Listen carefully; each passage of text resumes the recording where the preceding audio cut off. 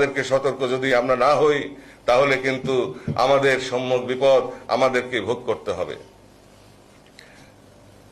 যদি সে ধরনের পরিস্থিতির উদ্ভব হয় তাহলে মধ্যপ্রাচ্য থেকে যদি আমাদের অর্থের উৎস বন্ধ হয়, হুমকির মুখে পড়ে, লিবিয়ার অবস্থা আপনারা জানেন, মিশরের অবস্থা আপনারা জানেন, সিরিয়ার অবস্থা আপনারা জানেন, ইরাকের অবস্থা আপনারা জানেন, বাহরাইনের অবস্থা আপনারা জানেন, নিকট অতীতে আপনারা কাতারের অবস্থা জানেন, আরব আমিরাতের অবস্থা জানেন, সৌদি আরবের অবস্থা আপনারা উপলব্ধি করছেন।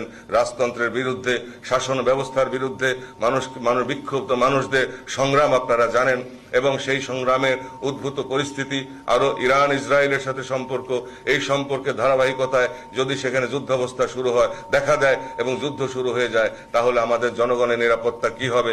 আমাদের যে অর্থনীতি সেখান থেকে আসে, যে রিসোর্সেস সেখান থেকে আসে, সেই রিসোর্সে যদি হুমকির মুখে পড়ে আমরা কিভাবে বাঁচবো? আমাদের বাজেট কিভাবে হবে? আমরা কিভাবে চলবো? সেগুলি নিয়ে কিন্তু এখন ভাবার প্রয়োজন আছে। এবং এটা আফগানিস্তান হয়ে পাক ভারত উপমহাদেশ এই অঞ্চলের মধ্যে যদি বিস্তৃত হয়, এই কালো মেঘ যদি ধেয়ে আসতে থাকে, এই ষড়যন্ত্রের বিষবাষ্প যদি আসতে থাকে, এবং আপনারা জানেন যে আমাদের পার্শ্ববর্তী রাষ্ট্র এবং তারপরে পাকিস্তান, সেখানেও তারা পরমাণু বোমা নিয়ে প্রস্তুত।